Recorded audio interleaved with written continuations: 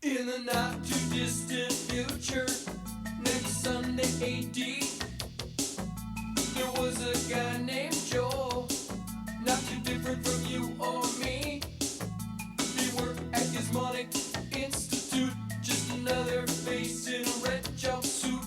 He did a good job cleaning up the place, but his bosses didn't like him, so they shot him into space. We'll send him cheesy movies, the worst we can find. He'll have to sit and watch them all, then we'll monitor his mind. Now keep in mind, Joel can't control where the movies begin or end, because he used those special parts to make his robot friends. Robot roll call Cabot, Gypsy, Tom Servo, Crow. You're wondering how he eats and breathes and other science facts. Then repeat to yourself, it's just a show. I should really just relax. For Mystery Science Theater 3000.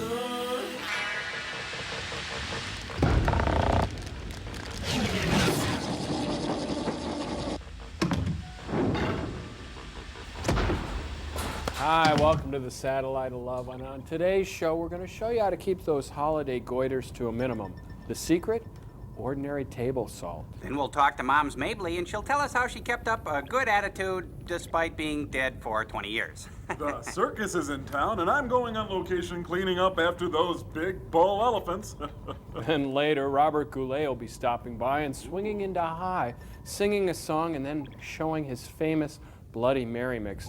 I hope he sings the song first, if you know what I mean. I know what you 30 mean. seconds to commercial sound. And for you bachelors, we're expecting a visit from Wanda McHale and her whale of a tail. So start your popcorn popping now, boys. And I'll be on location.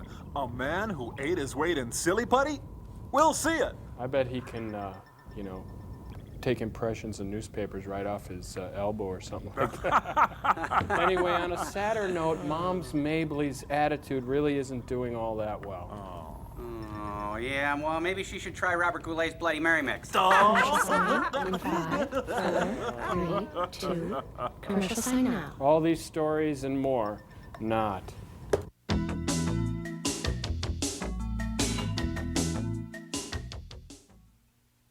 So, Joel, what's pain again? Pain is an intensely uncomfortable feeling, and it's something you want to stop immediately. Show me. Yeah. You're a robot. You know you can't feel pain. I can't do that. Come on, Joel, show him. Okay, pain gonna is try. something like this. I'm just kidding. Okay, come on, the Mads are calling. Here's some people that know about pain. Well, these bandages are ready to come off now, Frank. Just head off that direction. A little problem getting the Rosie Greer head to take. And how about you? Are you ready for this week's invention exchange, Katrina? Oh yeah, I've got an invention exchange this week. If you're like me, and I know I am, there's certain days you come home from school or work and it suddenly dawns on you have a Halloween party to go to. So I've come up with some easy Halloween costumes you can make with stuff around the house.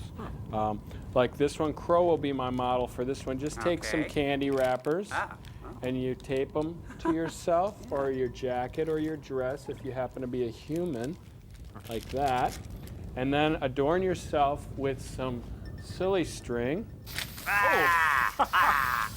Like that. Open.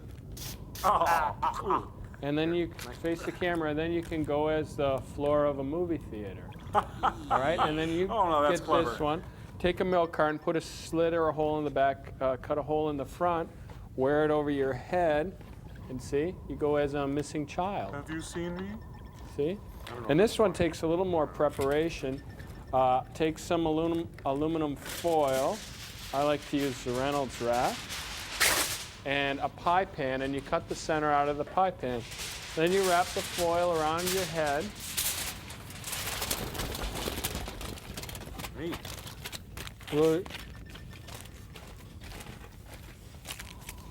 Like that. I know I probably sound like a kazoo, right? A little bit. Anyway, I am Iron Man. That's clever. Anyway, Then you get the pie pan. Right there, right down.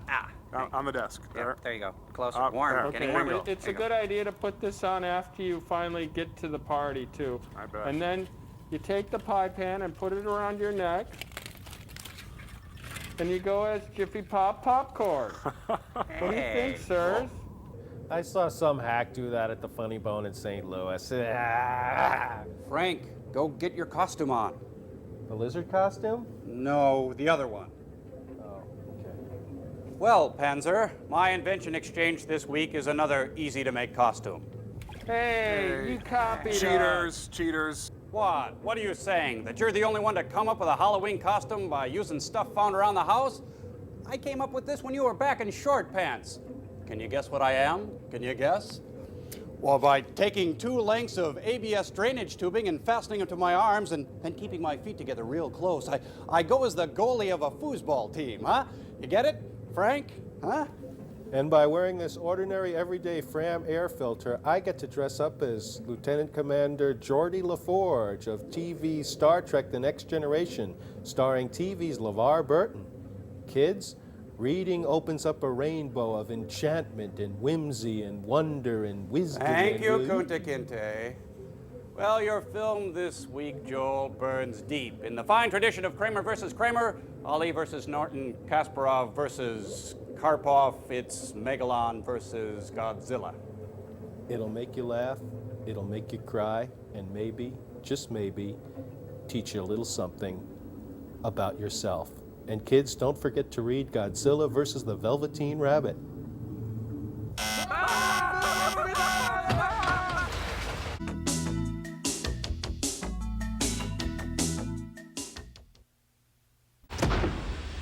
Oh, wow. Gosh, look at that. Boy, I never knew that they could. Cheese it, cheese it. Ditch the pics. Hey, what are you two high-speed bit blitters up to anyway? We're just finishing our monster drawings. Yeah, that's right there. Monster? These monster drawings? Yeah, that's right. The movie inspired us to create our own mega monsters, and mine is the grandest of all. Wow, it sounds pretty neat. Could I check them out? Oh, well, mine needs a little setup. Let me explain it here. Mine is green, and he stands 18 feet tall, and he has flames shooting out of it. Neat. Yeah, well, mine has flames too, and it's 20 feet tall and has a big claw thingy.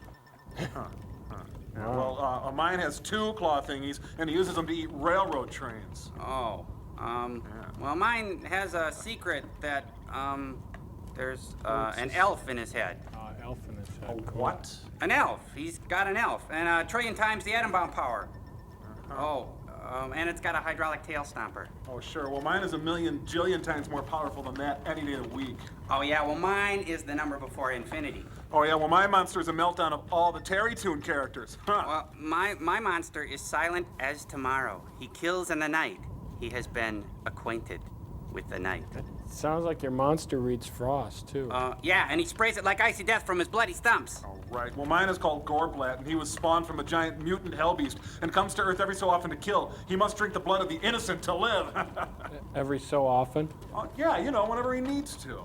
Well, my monster is a 24-hour wide-awake nightmare, and it has all that stuff that I just mentioned, plus it has power to completely kill your monster 10 times over. Oh, yeah, well, my monster is so completely scary that even thinking about it could kill you. Oh, I bet. Cannot. Can so. Not. So. Not.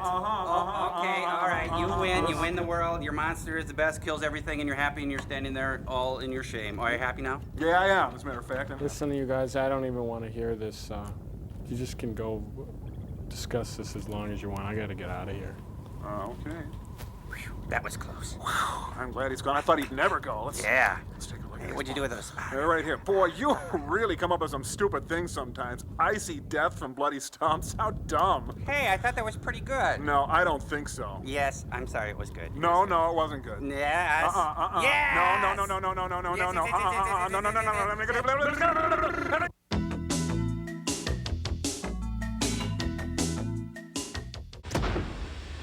Boy, Grandpa, I sure am enjoying this Godzilla movie. And hey, I sure enjoy being your grandson. Keep talking, buddy. You know, I certainly have amassed a fortune donning dorky bow ties, weaselly glasses, and big boy-styled haircuts. Yeah, sure, whatever you say, Grandpa.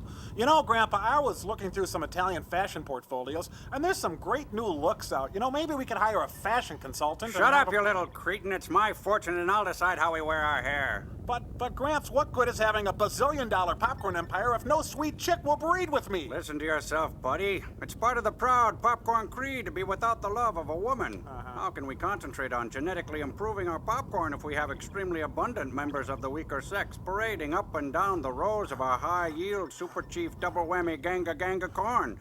Sweet fruit juices anointing their bodies. Come on, how would that look? Well, I still want one. Oh, buddy, get a hold of yourself, man. We're scientists. Yeah, sorry, Gramps. Hey, can I ask you a question? Of course. When will you be dying, you twisted old ferret? Buddy, stop tormenting me. I'm your grandfather. We're of the same blood. We're popcorn. I'm sorry, Gramps, but I can't stop thinking of all that money. I'm really looking forward to the day when you shed your spotty, pockmarked mortal coil, I shed my geeky image, sign on a full-time hairstylist, take dance lessons, and disappear into the night. Buddy, you're gonna disappear into the night right now if you don't shut up. Don't think I haven't thought of disowning you. I relish the thought. Nightly, do you hear me? Nightly! Did I mention the fact that our new light has 1/3 the calories of our regular popcorn? What do you care? You can't afford it. You're flat busted. And our new popcorn au gratin has real cheese flavor. Good. You should get used to it. You're gonna be eating a lot of cheese. Government cheese. Oh, why do you always do this? I hate you. I've always hated you. What happened to my real father anyway? He's in the poorhouse where I replace him just like I'm going to replace you if you don't shut up and do as I say. It's my will, not yours. I've got the keys to the kingdom. Mine. I'm the god. I'm the god. I hate you. All right. Hey, cut. Can we cut again? Okay, listen, what we're gonna need, it's a 30-second spot, and try to mention the product more. We also got commercials on here, okay?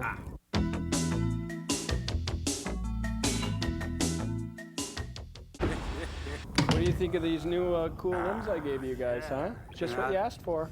Well, this is not what I had in mind at all. A bent coat hanger? And what's this thing over here? A lobster claw? What's that supposed to do? Well, Crow, that's for the seafood lover in you.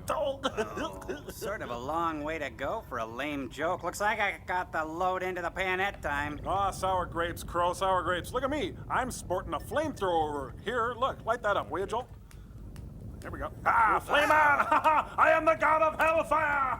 Okay, why don't you let it out now? Try and give it a little. There, thank you. And look over here on the right. I got a Swiss Army knife.